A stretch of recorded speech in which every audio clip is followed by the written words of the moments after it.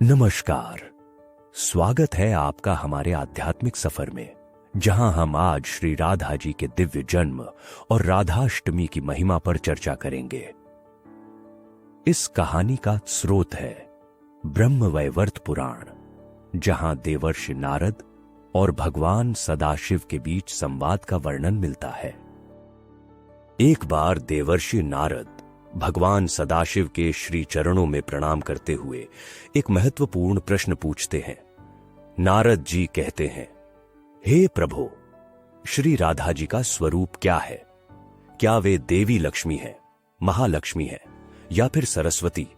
उनका जन्म कैसे हुआ और उनकी पूजा का विधान क्या है? भगवान सदाशिव नारद जी के प्रश्नों को सुनकर कहते हैं, हे मुनिवर, श्री राधा जी का रूप, उनकी लावण्यता और गुणों का वर्णन करना मेरे लिए भी असंभव है। उनके रूप की माधुरी ऐसी है कि वह स्वयं भगवान श्री कृष्ण को भी मोहित कर देती है।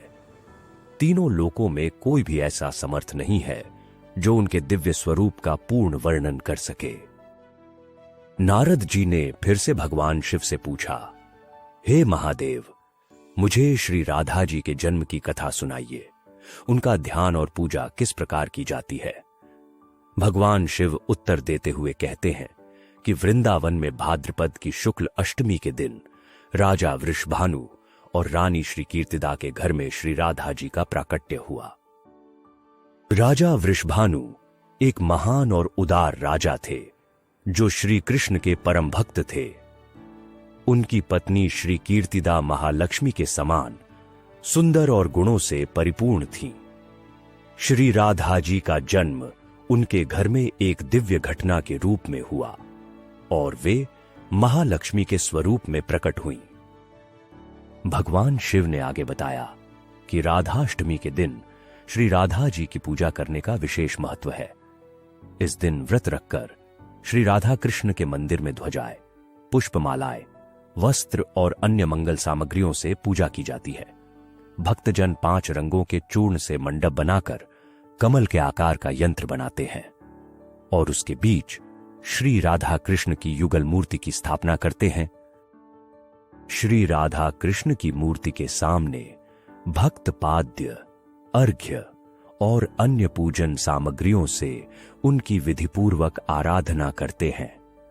भगवान शिव कहते हैं कि राधाष्टमी पर संयम, भक्ति और श्रद्धा के साथ किया गया पूजा और व्रत अत्यंत फलदायी होता है। इस प्रकार राधाष्टमी का पर्व हमें श्री राधा जी के दिव्य जन्म और उनके भक्ति रूप की महिमा का स्मरण कराता है। श्री राधा और श्री कृष्ण के प्रेम और भक्ति का यह अद्वितीय उत्सव हमें उनके प्रति असीम श्रद्धा और समर्पण की प्रेरणा देता है। तो इस राधाष्टमी आइए हम सब मिलकर श्री राधा जी की पूजा अर्चना करें और उनके दिव्य प्रेम और भक्ति के संदेश को अपने जीवन में अपनाएं। जय श्री राधे।